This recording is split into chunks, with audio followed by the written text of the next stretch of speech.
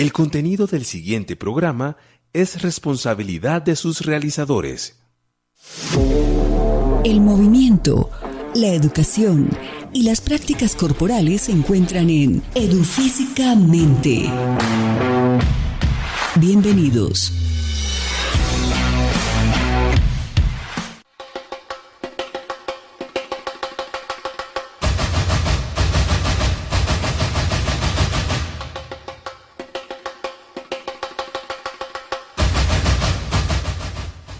Cordial saludo a toda nuestra audiencia de Edufísicamente. Estamos aquí muy contentos, muy motivados, muy animados porque iniciamos una nueva etapa. Estamos iniciando el segundo semestre de 2025 y Edufísicamente sigue con las pilas puestas, sigue con toda la energía y más empoderados que siempre.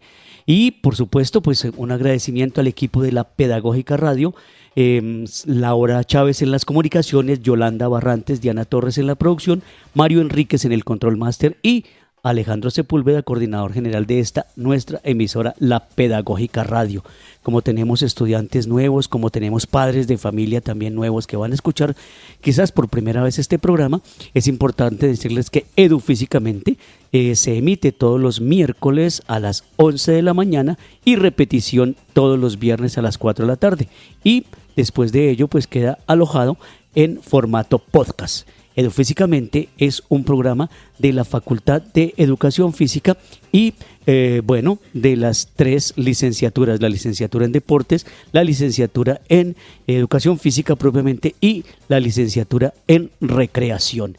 Y bueno, pues este programa Edufísicamente cuenta con la conducción de este servidor y amigo Carlos Joaquín Silva Álvarez.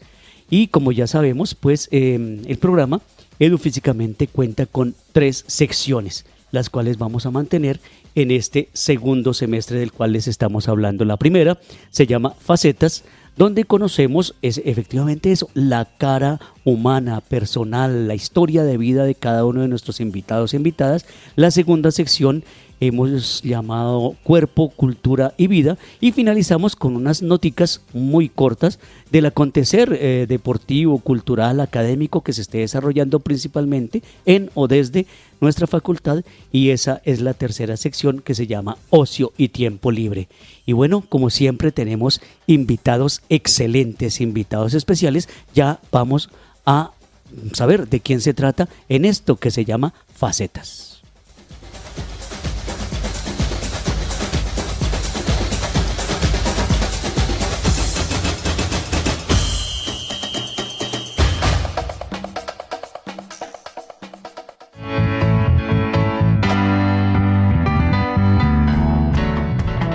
En Edufísicamente, Facetas.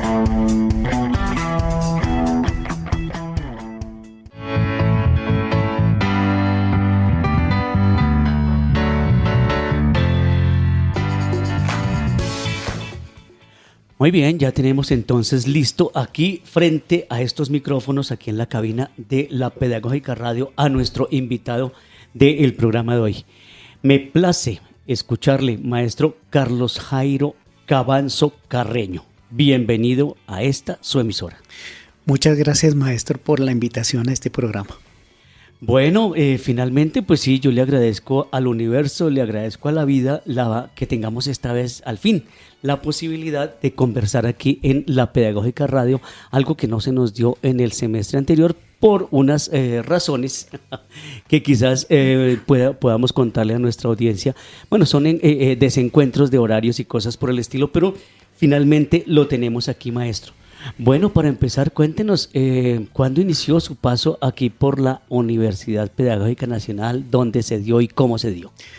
Bueno, primero agradecerle, querido maestro. Esta es una de esas ocasiones en donde el personaje es quien entrevista al ilustre desconocido que es este servidor, que es un profesor de la Universidad Pedagógica Nacional, un profesor que cree en la universidad pública. Digamos como dato medio biográfico, pues yo soy un hombre de esta comarca de Bogotá. Soy bogotano de nacimiento y por convicción. Soy hijo de boyacenses, ellos que pues en este momento están en otro plano existencial, pero que nos siguen acompañando. Soy un hombre que le cree a la docencia, que le cree a la educación como un escenario de transformación social. Como parte de mi trayectoria, mi educación, como su merced podrá adivinar, también está ligada a la universidad pública. Yo soy licenciado en educación, licenciado en química de la Universidad Distrital Francisco José de Caldas. Hace algún par de décadas soy politólogo de la Universidad Nacional de Colombia y por ahí he hecho mis estudios posgraduales también en la pública. Sí, señor. Pues siempre pensando en la educación, en la política como un escenario de transformación social. Eso es lo que me convoca. Y me vinculé a la Universidad Pedagógica Nacional aproximadamente en el 2006. Yo llegué no a ejercer labores docentes, sino a acompañar un ejercicio de estudio, de investigación en comunidad universitaria, en bienestar universitario. Sí. Por eso me gusta tanto cuando nos convocan las compañeras y compañeros de esa instancia, que es muy importante para las universidades desde una perspectiva de inclusión. Entonces llegué a trabajar caracterización de población, investigación sobre el tema de prevención de consumo de sustancias, sin ser experto su merced en la materia, desde una perspectiva política, de construcción colectiva. Llegué a trabajar ejercicios de caracterización de población para la toma de decisión precisamente en el tema que más me convoca, que son las políticas públicas, las políticas públicas educativas, que son tan importantes en nuestras instituciones. Posteriormente me invitaron muy gentilmente, porque digamos la fortuna me ha acompañado en este paso por la Universidad Pedagógica Nacional, a la Facultad de Educación, en donde estuve trabajando algunos años acompañando el programa de Psicología y Pedagogía. Posteriormente en la Facultad de Ciencia y Tecnología estuve trabajando también temas de proyectos, de educación y sociedad, y posteriormente me vinculé a la Facultad de Educación Física, que es donde estoy en este momento. Hace más o menos 7 u 8 años estudié en la Facultad de Educación Física, en donde vine a trabajar temas de bienestar universitario, pero desde la parte académica, y posteriormente temas de investigación y de trabajo de pedagogía, de trabajo acompañando los proyectos de las estudiantes y los estudiantes, que son más que proyectos de investigación, proyectos de vida que ellos tienen de cara a su labor profesional. Repítame, por favor, ¿2006? En el 2006, sí señor. El próximo año estaré cumpliendo 20 años en esta universidad, aprendiendo, relacionándome con las compañeras y compañeros, conociendo esta maravilla de universidad, que es muy ponderada en todos los escenarios, que la ponderación que tiene esta universidad llega incluso a América Latina. Yo he estado en Europa representando a nuestra universidad, ponencias, y el reconocimiento que tiene a nivel nacional e internacional es muy grande. Creería yo, y su merced, eso es una percepción totalmente discutible, que mucho más reconocida en otras latitudes que aquí mismo en el interior de la universidad. Pero yo me precio, si hay algo que a mí me convoca a la universidad, es ese proyecto que tiene de nación, el proyecto identitario que tiene, con dificultades, con digamos algunos obstáculos, pero siempre incólume frente a su ejercicio de formación, las maestras, y de formar maestras y maestros para nuestro país. Le pedí que por favor nos repitiera la fecha, precisamente porque estamos en pleno 2025, o sea que sí, el próximo año serán 20 años de entrega. Sí. ¿Cuál es la vinculación que tiene actualmente con la pedagógica? ¿Qué tipo de vinculación tiene, maestro? Yo soy docente de tiempo completo, soy profesor titular.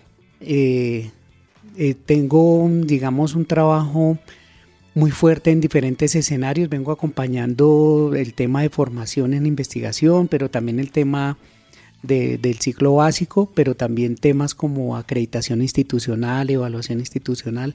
Entonces ha habido, digamos, un trabajo de interlocución en diferentes escenarios con respecto a lo que es la labor de nuestra querida universidad. Y a mí me parece justo mencionar que ese paso por bienestar universitario me dio, previo a mi labor docente, un panorama muy amplio sobre lo que es la universidad.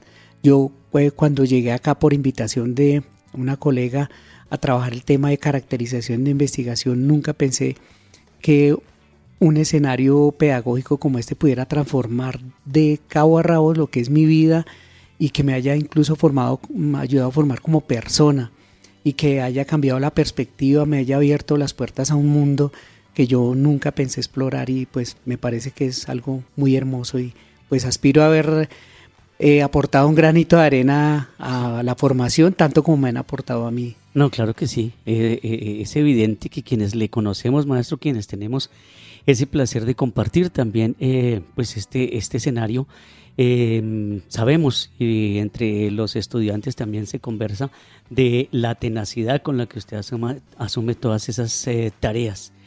Maestro Carlos Jairo, su merced es también es candidato en este momento a doctorado en modelado en políticas y gestión públicas. Cuéntenos si está candidato o todavía o ya se ha doctorado. Yo creo, su merced, que para cuando empecemos a escuchar la última edición de este programa ya he sido exitoso en ese escenario que pues bueno es parte de mi formación como politólogo, pero también como educador. Y pues incluso ese trabajo de modelado de políticas públicas y gestión pública tiene un fuerte componente educativo. Incluso claro. Mi tesis doctoral tiene que ver con responsabilidad social universitaria. Ah, sí, mi pregunta iba a que si estaba doctorándose, ¿cómo iba la tesis y sobre qué? Creo que profundicen un poquito porque es importante. Sí, señor. La tesis de doctoral, su merced, es una apuesta de vida. Eso es una cosa que le cambia a uno totalmente sus tiempos, sus perspectivas. Y he tenido pues a mi lado a mi compañera, a mi esposa que me ha acompañado en ese proceso, que ha tenido mucha paciencia y ha sabido fortalecerme en todos los escenarios. Belma, si cuando nos escuches, todo esto que hago tiene mucho que ver contigo y con mi señora madre, pero contigo muy especialmente porque ha sido un apoyo y esto uno no lo hace solo. El tema de las políticas públicas me convoca en atención a que es un escenario que tiene que ver con lo institucional, pero también con lo discursivo. Es un tema performativo, es un tema de agenciamiento.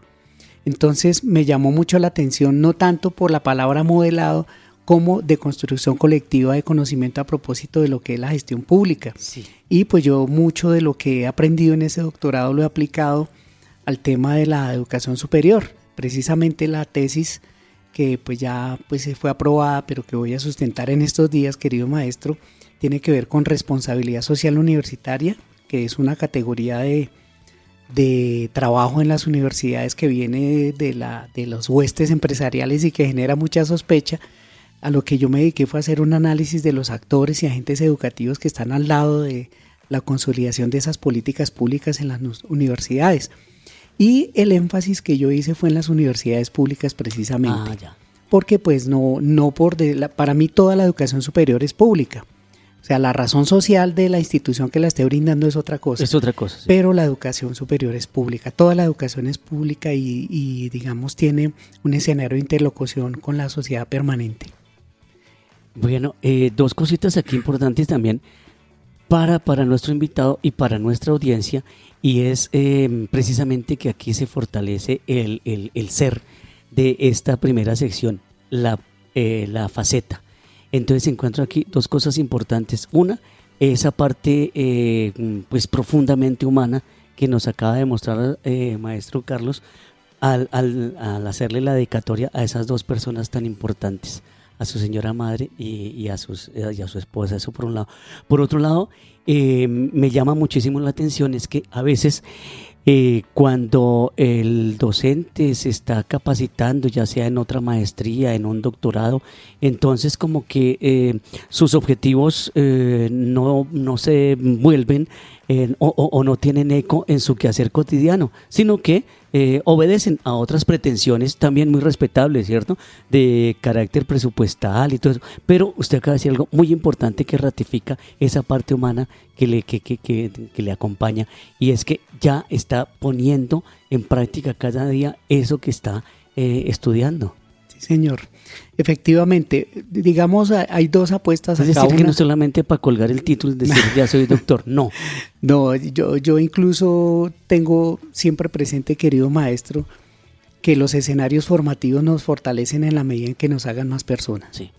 Yo en algún momento, y mencionando a mi esposa nuevamente, le dije, mira, si yo en el proceso formativo que estoy realizando, tú ves que yo empiezo a generar prácticas discriminatorias, sí, clasistas, ese no es el lugar en que yo quiero estar. Yo quiero es digamos, a través de los estudios que he realizado, ser plenamente consciente de todo lo que ignoro y todo lo que estoy por aprender. Y la Universidad Pedagógica me ha dado un elemento muy importante, y es que la formación de docente, de maestras y de maestros, la paideia que hablan nuestras queridas y queridos maestros aquí de la universidad, es permanente. Nosotros empezamos este camino, pero nunca lo terminamos. Incluso en el trabajo docente con las personas que fungen como estudiantes de pregrado y de posgrado, es un tema de colegaje. Somos docentes en formación. Tanto ellos como nosotros, los maestros y maestras, estamos en permanente formación, y eso es algo que jamás termina, porque es una apuesta de vida. Es un tema ético, es un tema moral, es un tema de pensar que nosotros somos vectores de transformación en la sociedad y que tenemos una responsabilidad enorme en el medio de toda esta incertidumbre y todo este caos que se puede encontrar, pues, nuestro universo. Nosotros hacemos parte de ello y humildemente aportamos nuestro granito de arena para poderlo realizar. En sus palabras, ese humildemente sí se siente de hecho, se siente de facto. Bueno, estamos aquí en Edufísicamente, el programa de la Facultad de Educación Física de la Universidad Pedagógica Nacional. Para quienes en este momento, quizás cuando esté este programa escuchándose, pues llegan a este punto. Entonces, bueno, estamos con el maestro Carlos Jairo Cabanzo Carreño. Seguimos conversando con él de su vida, de sus proyectos y de su, no propiamente de su hoja de vida, sino de su historia personal. También es, maestro, usted es especialista en investigación sobre consumo de alcohol y otras sustancias psicoactivas, y también nos alcanzó a comentar algo que esa parte no la trabajó mucho, o al comienzo, cuando llegó aquí en el 2006, como que no tenía como experticia en ello. Digamos, ese hecho, ya estando aquí en la pedagógica, hizo que usted se preocupara por este tema, o lo tenía por ahí engavetado y ya lo quiso llevar a cabo. Sí, su merced, nosotros cuando yo le digo incluso a las personas con las que me estoy formando, que nosotros, las maestras y los maestros, tenemos una particularidad, y es que siempre nos estamos cuestionando sobre nuestras propias prácticas. Y nos apasionamos por el día a día. Y pues, sí. Nosotros pensamos que incluso nuestra propia labor está sujeta al escrutinio, pero también a mejorarse, y que lo que nosotros pensamos en términos pedagógicos es una praxis permanente. Entonces, digamos, no somos ajenos a los fenómenos sociales. Cuando llegué a la universidad en el 2006, se me encargó de alguna manera hablar sobre el tema de consumos, que es un tema de todas las universidades, porque nosotros en las redes... Claro, se suponía que un licenciado en química y ya politólogo, ¿cierto? En ese momento. Señor, en ese momento. Entonces debía manejar el tema. Debía manejar el tema, sí, por obra y hecho. No solamente desde la perspectiva del estudio, sí hemos estado muy cercanos. Yo en las 3 universidades públicas que he tenido la fortuna de ser acogido, pues esa problemática es muy evidente. Por el trabajo que hemos venido desarrollando con redes universitarias que existían en ese momento, algunas adscritas incluso a ASCUN, sí. Hemos dado cuenta de que el tema, con sus matices y con sus acentos, es un tema que está permeando todas las poblaciones universitarias en Colombia, por lo menos. Entonces, en algún momento nos reunimos con algunas universidades para hablar sobre esa temática, y desde la Universidad Pedagógica se me pidió hacer un estudio al respecto. Debo confesar que en un inicio me querían... generar que yo debía preguntar para saber quiénes son o quiénes no consumen, y yo pues dije, mire, yo primero, mis estudios no están del lado del tema de la salud, que es totalmente respetable. Yo no soy del área de la medicina, ni siquiera de un área bellísima que tienen nuestras universidades, que es el trabajo social, ni soy psicólogo. Yo soy politólogo, y yo pues ofrezco hacer un trabajo desde la perspectiva de las representaciones sociales, por 2 sentidos. Primero, no existe una forma única de ver el consumo de sustancias psicoactivas. Y sin ser experto, su merced, como su merced lo habló ahorita y lo reitero, yo me doy cuenta que a veces pretenden generarse unos lenguajes que dicen que todos pensamos, y se pluraliza la cuestión, y hay muchas visiones del consumo. Existen visiones que tienen que ver con la salud, que son totalmente respetables y son necesarias. Las que tienen que ver con aspectos legales, que también son necesarias y son respetables. Y existen otras que, como la que yo creo entender, tiene que ver con relaciones de poder. que no está ajena a dar cuenta de las problemáticas a profundidad. Entonces realicé un estudio de representaciones sociales imaginarios que teníamos las personas que habitamos este espacio, y no solamente los estudiantes, sino también los docentes y las personas del personal administrativo que conocen mucho de la temática. Sí.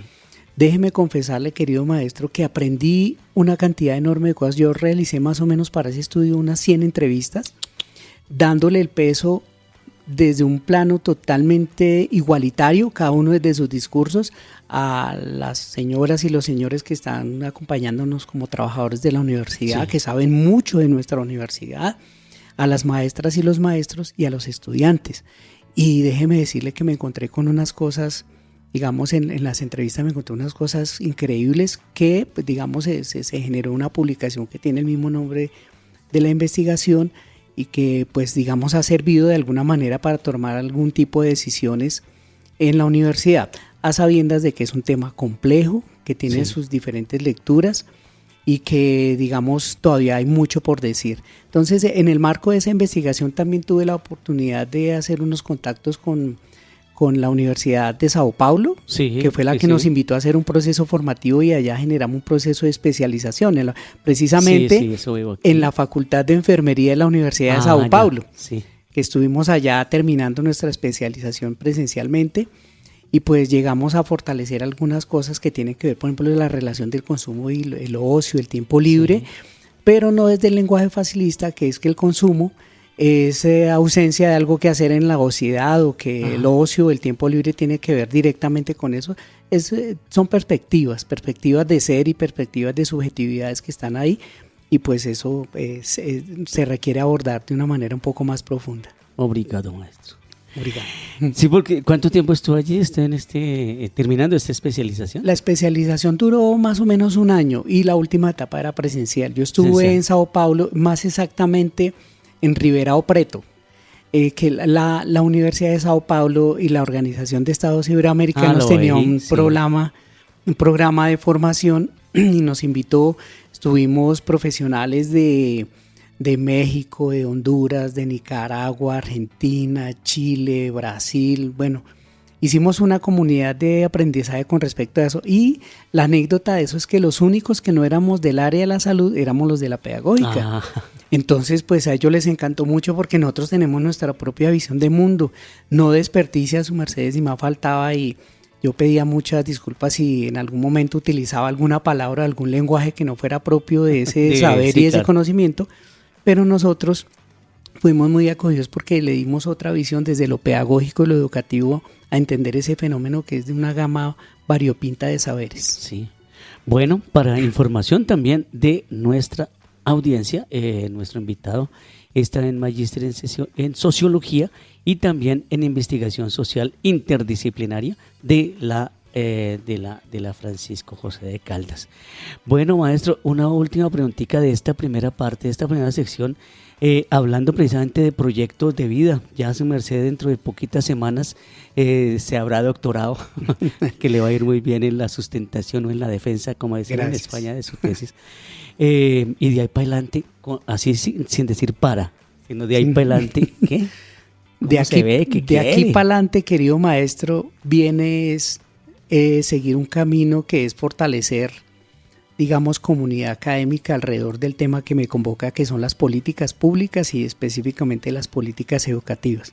De ahí viene el interés digamos, de configurar con un grupo de maestras y de maestros en formación, que son nuestros estudiantes en pregrado y en posgrado, el semillero de políticas educativas. Del cual vamos a hablar ahorita. Del cual vamos a hablar más adelante, sí, señor. En Boyacá decimos para adelante. Para adelante, no, sí, señor. Para adelante, no para adelante. Para adelante, sí, así, señor. Ese lenguaje coloquial tan bello que manejamos en que nuestras regiones. Que no se puede perder. No.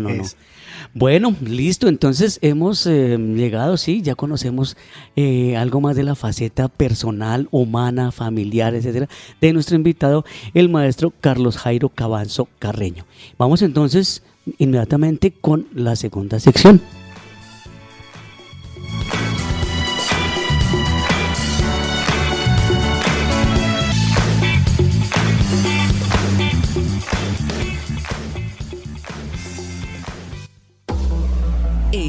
En Edufísicamente.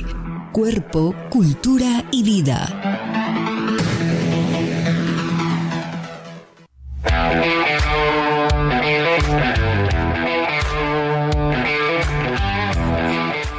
Seguimos aquí en Edufísicamente, el programa de la Facultad de Educación Física de la Universidad Pedagógica Nacional. Hoy estrenando ya semestre académico, el primer programa de este segundo semestre de 2025-2 y pues inaugurándolo diríamos diríamos no con broche de oro, porque sería para cerrar, sino inaugurándolo con cremallera de diamante abierta, iniciando aquí esta segunda etapa del 2025.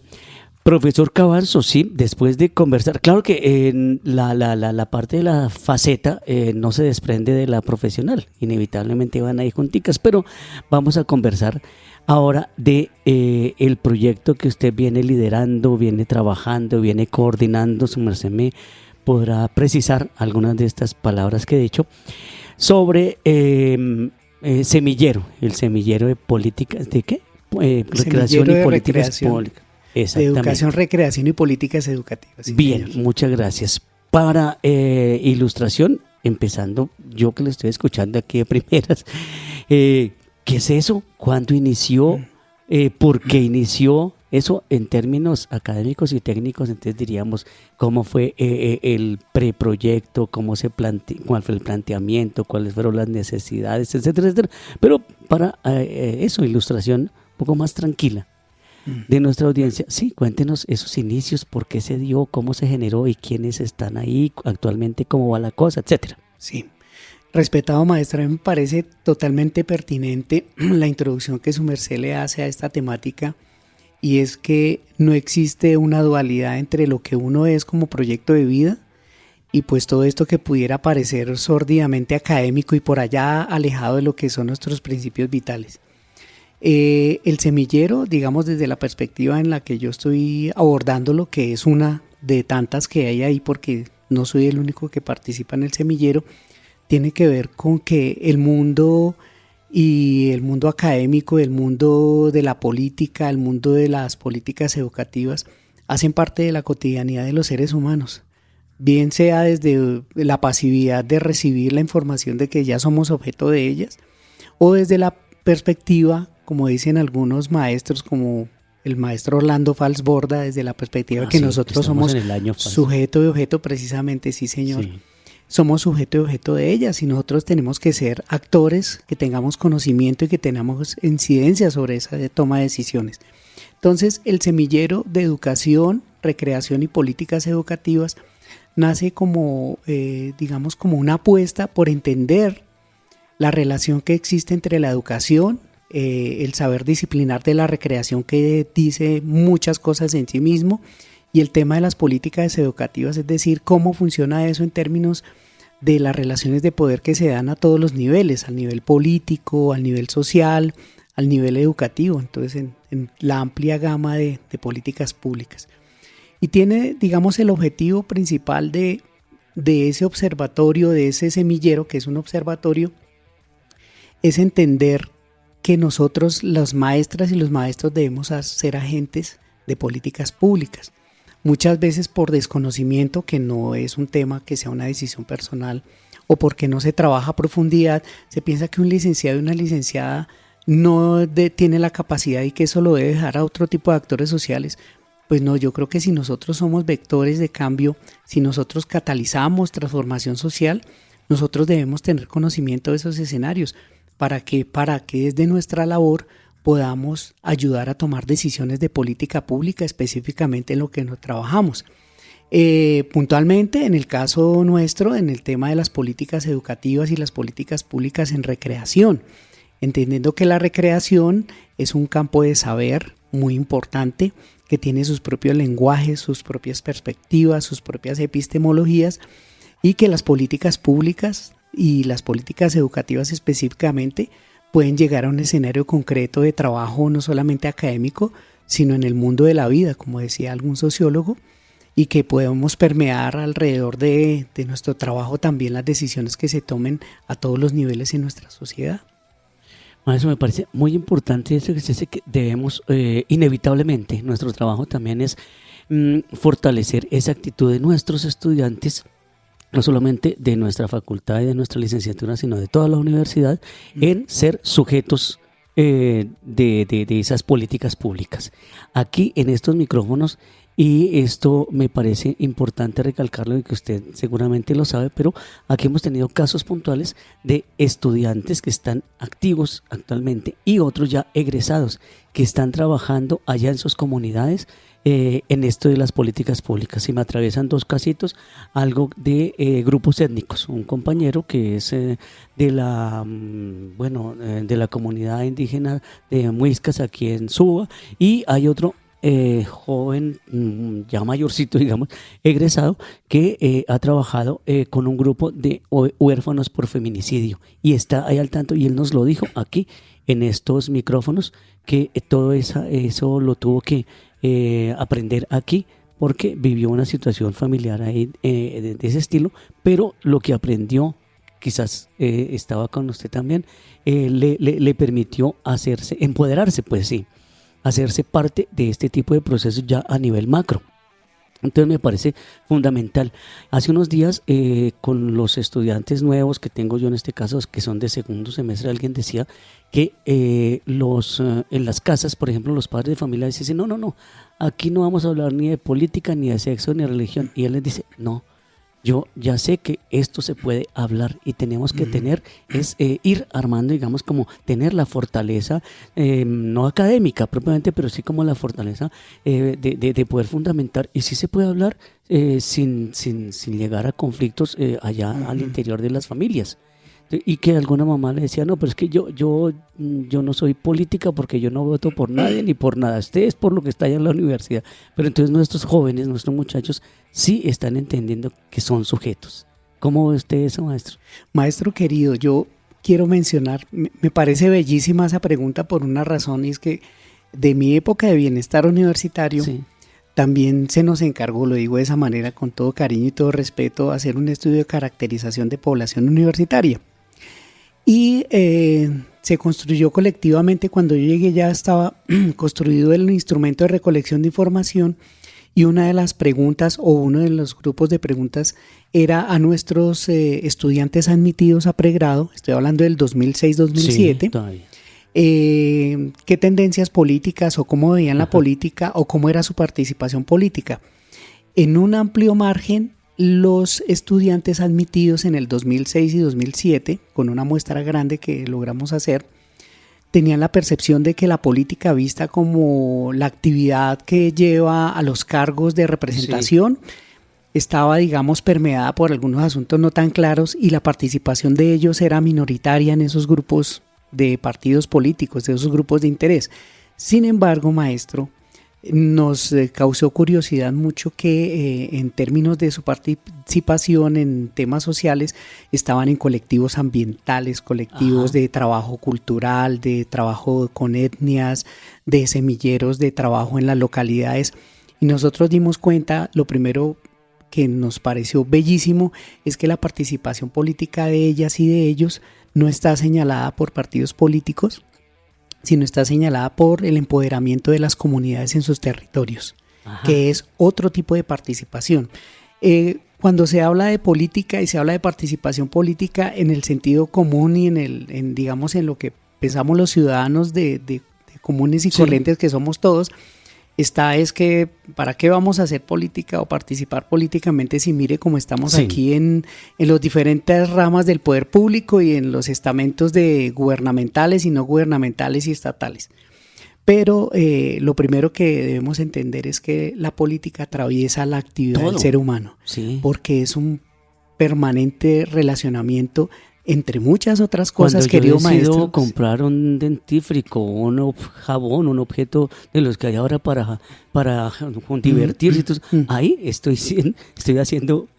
desarrollando un hecho político. Un ejercicio de control ciudadano, querido maestro. Recuerdo, su merced, alguna conversación que vi en algún medio de comunicación, no sé si fue a través de YouTube o alguna plataforma, una conversación que sostenía el maestro Noam Chomsky, recientemente desaparecido, con otro gran maestro que es el maestro Michel Foucault. Ajá. Y ellos tenían esa discusión, los dos desde una perspectiva fuertemente social, el uno sosteniendo la política como un escenario macro, un escenario de las grandes estructuras, y el otro defendiendo el tema de lo político que se juega en los en los momentos cotidianos, en la escuela, en la universidad, en el hospital, en los pequeños espacios que parecen que no son relevantes, ahí es donde se juegan escenarios políticos.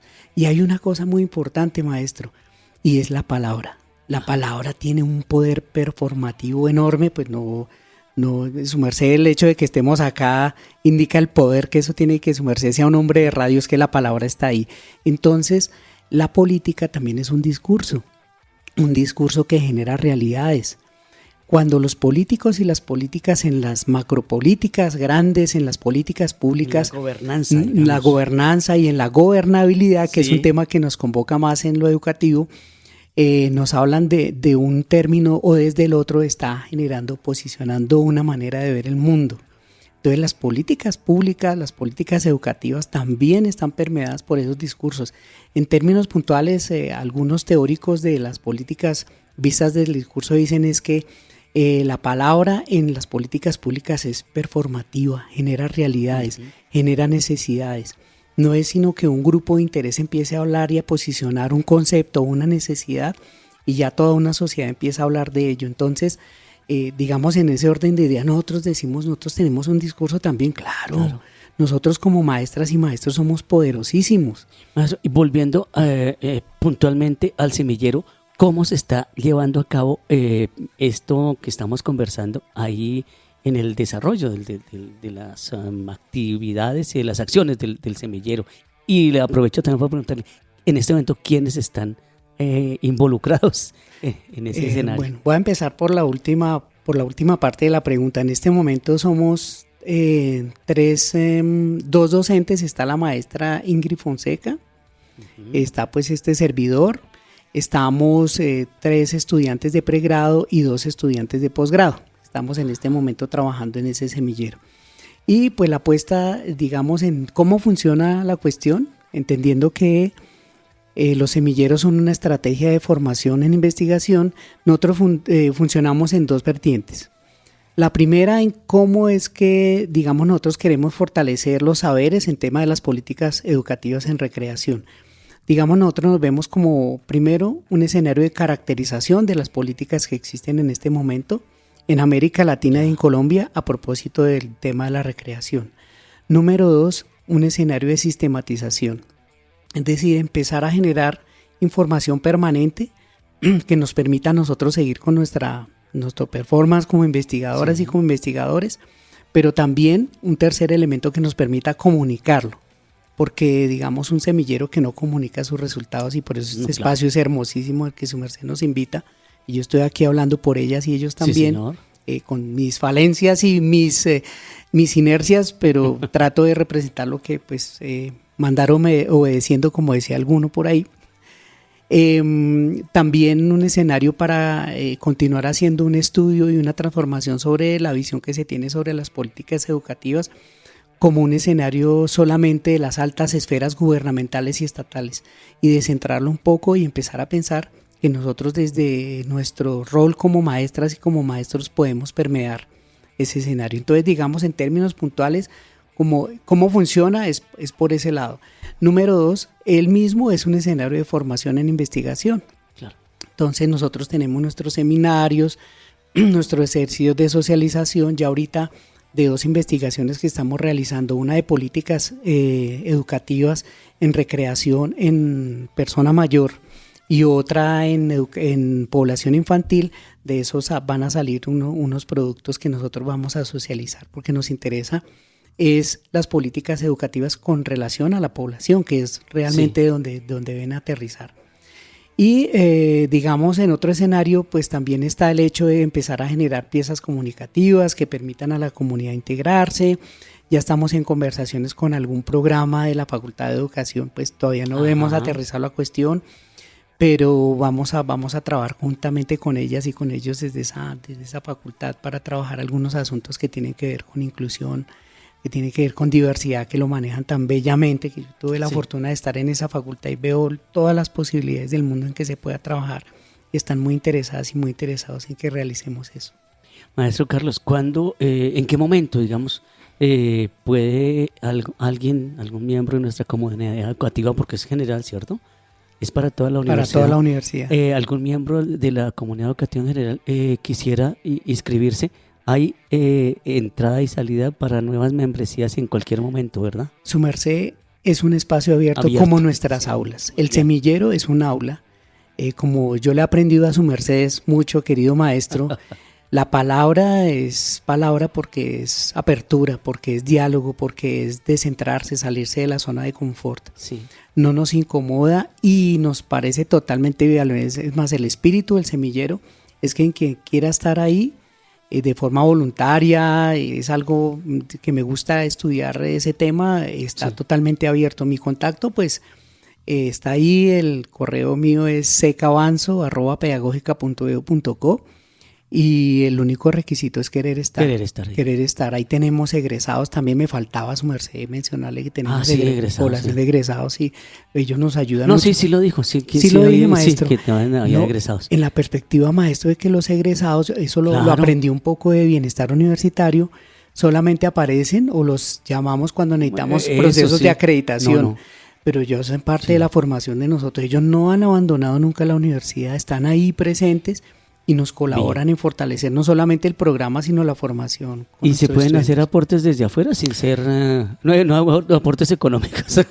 No, por el momento más bien que nos abran espacios, ese es el patrimonio más importante. Bueno, no es que quiero hacer un aporte también, porque hoy encontré un diario de circulación nacional, que no quiero mencionar su nombre, pero ya se puede googlear un artículo de hoy, ya lo leí, precioso, se llama El placer de pensar, filosofía para la vida cotidiana, y habla también de hecho.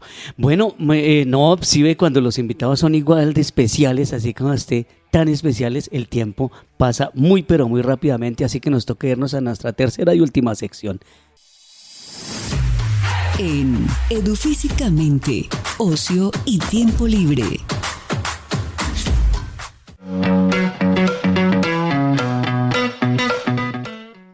Muy bien, nuestra sección ocio y tiempo libre para hoy tiene, un detalle importante, una invitación y para que nos vayamos programando porque esto empezó ya desde el mes de agosto, pero entonces muchísima atención. Y esta sección va a tener aportes también de nuestros estudiantes de tercer semestre, ellos ya están comprometidos del espacio producción radial y audiovisual como lo hicimos en el semestre anterior y creo que en el al anterior también. Así pues que esta última sección, las próximas emisiones, va a estar en voz de nuestros estudiantes para que de una vez se apropien de este espacio, porque el programa Edufísicamente y la emisora es de toda nuestra comunidad educativa de la Universidad Pedagógica Nacional. La Facultad de Educación Física de la Universidad Pedagógica Nacional invita a la comunidad a participar en las actividades académicas y culturales organizadas para celebrar un siglo de historia, aportes y transformación de la educación física, la recreación y el deporte en Colombia. Esta conmemoración reviste de gran importancia para la comunidad académica. En el próximo mes de septiembre, en la fecha exacta del 18, habrá un conversatorio, aporte del deporte a la paz en Colombia. Esto será en el edificio de la calle 72 de 3 a 6 de la tarde. El 23 de septiembre, un conversatorio, evolución histórica de la legislación de educación física y deporte y recreación. Esto será en el Salón Presidente del IDRD, de 11 de la mañana a 11:30 del día, para que vayan tomando nota.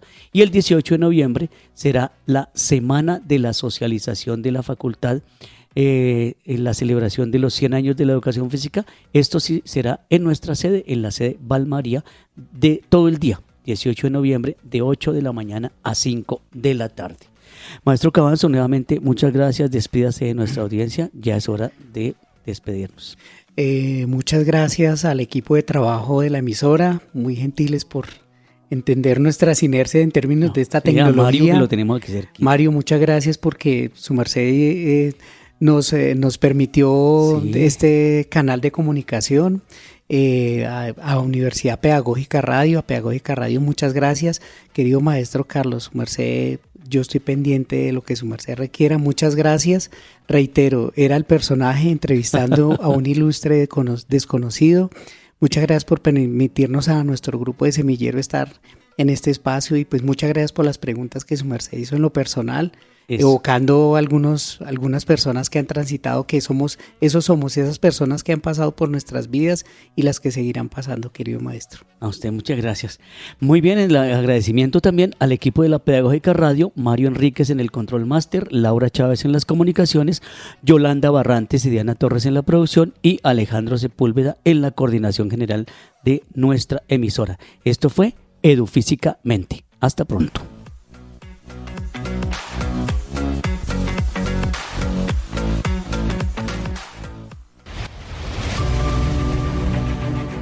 Universidad Pedagógica Nacional. 70 años siendo la educadora de educadores.